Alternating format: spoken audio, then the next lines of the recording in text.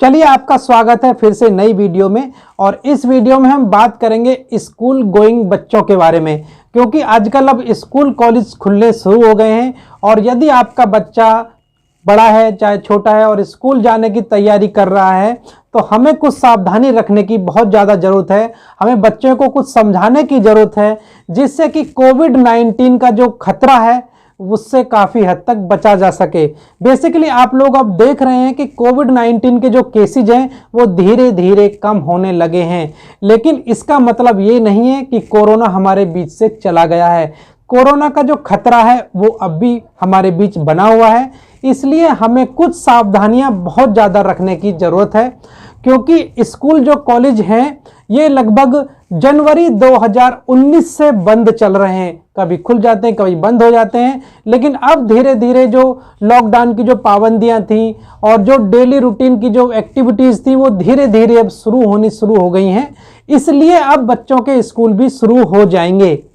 अब क्या है कि हमको क्या ध्यान रखना है कि यदि आपका बच्चा छोटा है तो आपको उसके बचाव के जो भी तरीके होते हैं वो आपको उसको फॉलो करवाने हैं। इस वीडियो में मैं उन्हीं सभी तरीकों के बारे में आपको बताऊंगा, तो प्लीज़ वीडियो को बिल्कुल भी स्किप ना करें और एंड तक जरूर से देखें। वीडियो शुरू करने से पहले आप मेरे बारे में जान लीजिए। मैं हूं आपका अपना family health consultant doctor AK Singh, और यहाँ पर बातें होती हैं हेल्थ और फिटनेस की, और आपको सही जानकारी और सही सलाह दी जाती है। तो सबसे ज़रूरी बात, यदि आपका बच्चा छोटा है और आप स्कूल के लिए उसे भेज रहे हैं तो बच्चे को खाली पेट स्कूल बिल्कुल ना भेजें। यदि आप बच्चे को स्कूल खाली पेट भेजते हैं तो उससे क्या है कि बच्चे की इम्यूनिटी कमज़ोर होती है, और बच्चे की जब इम्यूनिटी कमज़ोर होगी तो उसे वायरल इन्फेक्शन और बैक्टीरियल इन्फेक्शन इत्यादि होने की संभावना बहुत ज़्यादा बढ़ जाती है। इसलिए बच्चे को खाली पेट बिल्कुल ना भेजें। बच्चे को सुबह सुबह हल्का नाश्ता कराएं, और नाश्ता में मेरी आप लोगों को सलाह है कि उसे प्रोटीन रिच डाइट का इस्तेमाल कराएं, जो कि सुबह सुबह आप अंडे की एक आमलेट बनाकर उसको खिला सकते हैं। तो ये, और साथ में एक गिलास दूध पिला दीजिएगा। तो इससे क्या है कि बच्चे की इम्यूनिटी अच्छी रहेगी और बच्चा खाली पेट भी नहीं जाएगा। और साथ में उसको बच्चे को बताना है कि जब आप स्कूल उसको भेज रहे हैं तो मास्क का इस्तेमाल उसको सही से करें। बेसिकली मास्क लगाना और सही से लगाना दोनों अलग अलग बात हैं। अक्सर मैं देखता हूं कि बहुत से लोग मास्क को ऐसे नाक से नीचे लगाए रखते हैं, कई ठोड़ी पर लगाए रखते हैं। तो इस तरह से मास्क ना लगाएं।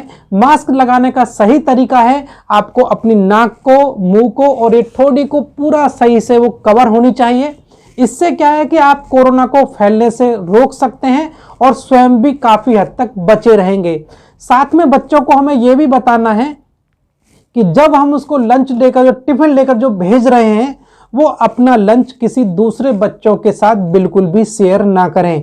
यदि बच्चों के साथ अपना लंच शेयर करते हैं, पानी पीने की बोतल को शेयर करते हैं, तो कोविड-19 का जो संक्रमण है उसके फैलने की संभावना बहुत ज़्यादा बढ़ जाती है। इसलिए ऐसा बच्चों को हिदायत दें कि शेयर बिल्कुल भी अभी कुछ दिन तक ना करें, जब तक कि कोविड-19 का खतरा है। साथ में बहुत से बच्चों की आदत बन जाती है कि पहली बार स्कूल जा रहे हैं और काफ़ी दिनों में जा रहे हैं तो एक साथ बच्चों से एकदम वो हाथ मिलाएंगे, खुशी में गले मिलेंगे। तो ऐसा भी बिल्कुल ना करें। सोशल डिस्टेंसिंग बहुत ज़्यादा आप लोगों को मेंटेन करके रखनी है। यदि हम इसमें लापरवाही करेंगे तो कोविड-19 का जो खतरा है वो बढ़ जाएगा। साथ में एक नया वेरिएंट भी पैदा हो सकता है, क्योंकि कोरोना का जो वेरिएंट है ये म्यूटेशन होने से पैदा होता है। इसलिए कोविड-19 को फैलने से रोकने के लिए उसके बचाव के जो भी प्रोटोकॉल हैं वो हमें पालन करते रहने हैं। बच्चों को एक चीज़ हमें स्पेशली और बताते हैं कि बच्चे जब स्कूल जाते हैं तो शैतानी बहुत ज़्यादा करते हैं। कभी वो इधर छुएंगे, कभी उधर छुएंगे, कभी इधर छुएंगे। तो किसी अनजानी और जो बिल्कुल सस्पिशियस चीज़ है, जो मतलब एक तरह से इन्फेक्टेड चीज़ है, ऐसी चीज़ों को बच्चों को छूने से बचना है। यदि वो इन चीज़ों को छू लेते हैं तो हमें बच्चों को ये बताना है कि अपने हाथों को सैनिटाइज कर लेना है या फिर अच्छी तरह से साबुन से धोना है, जो कि कम से कम लगभग 20 से 30 सेकंड के लिए अपने हाथों को बहुत अच्छे से धुलना है। ऐसा करने से कोविड-19 का जो संक्रमण यदि आपके हाथों पर लग गया है तो कोरोना वायरस मर जाता है। उसका कारण क्या है क्योंकि मैंने आपको पहली वीडियोज में बताया था कि कोविड-19 की जो ये वायरस होता है, इसकी आउटिंग कवरिंग जो होती है वो लिपिड की बनी होती है, और जब हम अपने हाथों को धुलते हैं तो वो लिपिड जब साबुन के संपर्क में आती है तो वो लिपिड की लेयर टूट जाती है, और जो कोविड-19 के अंदर का जीनोम होता है, जो डीएनए आरएनए, जो मतलब उसके अंदर जेनेटिक मटेरियल होता है, वो जेनेटिक मटेरियल बाहर निकल जाता है, अर्थात वायरस मर जाता है। इसलिए बार बार सलाह ये दी जाती है कि आप अपने हाथों को हर 2 से 3 घंटे के अंतर पर अपने हाथों को धुलते रहें। साथ में हमें बच्चों को एक सलाह और भी देनी है कि जब बच्चे थोड़ी देर बैठे रहते हैं, क्लास में बैठे हुए टीचर पढ़ा रहे हैं, तो कभी कभी ध्यान इधर बढ़ता है तो अपनी नाक में उंगली करने लगेंगे, अपनी आंखों को मसलने लगेंगे, कभी मुंह में उंगली करेंगे या मुंह में नाखून चबाएंगे। तो ऐसे भी बच्चे बिल्कुल ना करें, क्योंकि वायरस की जो एंट्री करने के रास्ते हैं हमारे शरीर में, वो आंख के रास्ते, नाक के रास्ते और मुंह के रास्ते, इन्हीं 3 रास्तों के द्वारा हमारे शरीर में प्रवेश कर सकता है। इसलिए हमें इन चीजों को छूने से बचना है। साथ में कोविड-19 के बचाव के सभी नियमों को पालन करते हुए हमें अपने बच्चों को स्कूल भेजना है। यदि आपका बच्चा 15 साल से ऊपर का हो चुका है तो उसे कोविड-19 का वैक्सीनेशन जरूर से कराएं, क्योंकि जो 15 साल से ऊपर के बच्चे हैं उन्हें कोविड-19 का जो टीकाकरण है वो 10 जनवरी 2022 से शुरू हो चुका था, और यदि आपने अपने बच्चे को तब वैक्सीनेशन करा दिया है तो अब कोविड-19 की वैक्सीनेशन की दूसरी डोज लगने का भी समय हो चुका है।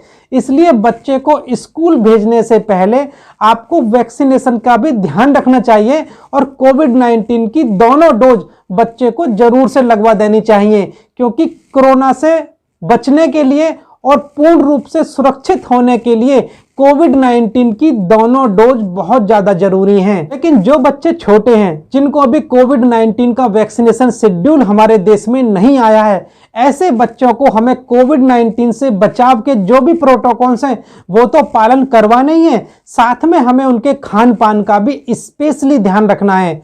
उनको प्रोटीन रिच खाना देना है, जिसमें कि प्रोटीन की मात्रा बहुत ज़्यादा होनी चाहिए, क्योंकि प्रोटीन की मात्रा ज़्यादा रहेगी तो बच्चे का शरीर स्ट्रांग रहेगा, उसकी इम्यूनिटी भी अच्छी रहेगी। साथ में आपको जो खट्टे फल हैं, जो विटामिन सी युक्त फल होते हैं, उन फलों का इस्तेमाल भी ज़्यादा से ज़्यादा कराना है, जिससे कि बच्चे की इम्यूनिटी अच्छी रहे। साथ में पौष्टिक आहार का सेवन बच्चों के लिए बहुत ज़्यादा जरूरी है, और यदि पॉसिबल है तो सुबह सुबह अर्ली मॉर्निंग 10 से 15 मिनट के लिए सूर्य की जो किरणें होती हैं, सूर्य की जो धूप हो जाती है सुबह सुबह, उस धूप में अगर बचाएंगे तो बच्चे को विटामिन डी बहुत ज़्यादा मात्रा में मिलेगा, जिससे कि आपकी इम्यूनिटी और बच्चे की इम्यूनिटी बहुत ज़्यादा बेहतर रहेगी। इसलिए सुबह सुबह बच्चे को धूप में भी जरूर से बैठाएं, और बच्चों को फिजिकली एक्टिव रहने की आप लोग सलाह दें। उनके साथ खेलें, कूदें, दौड़ें, बच्चों को साइकिल चलाने के लिए प्रेरित करें। ऐसा करने से यदि बच्चे आपके एक्टिव रहेंगे, उसकी इम्यूनिटी अच्छी रहेगी, तो वो ना केवल कोविड-19 कोरोना से, बल्कि अन्य वायरल और बैक्टीरियल बीमारियों से काफ़ी हद तक बचे रहेंगे। तो ये जो वीडियो थी, ये वीडियो मेरे सभी बच्चों के लिए जो स्कूल जाने वाले हैं या जाने की तैयारी कर रहे हैं, और उनके अभिभावकों के लिए, टीचर्स के लिए बहुत ज़्यादा इम्पोर्टेंट है। इसलिए इस वीडियो को जिन लोगों को ज़रूरत है, जो स्कूल जाने वाले हैं, हमारे उन सभी पेरेंट्स के पास इस वीडियो को ज़रूर से भेज दीजिएगा। यदि आप अभी चैनल पर पहली बार आए हैं तो चैनल को सब्सक्राइब भी ज़रूर से कर लीजिएगा। वीडियो देखने के लिए आप सभी का बहुत बहुत धन्यवाद। जय हिंद, जय भारत। Thank you.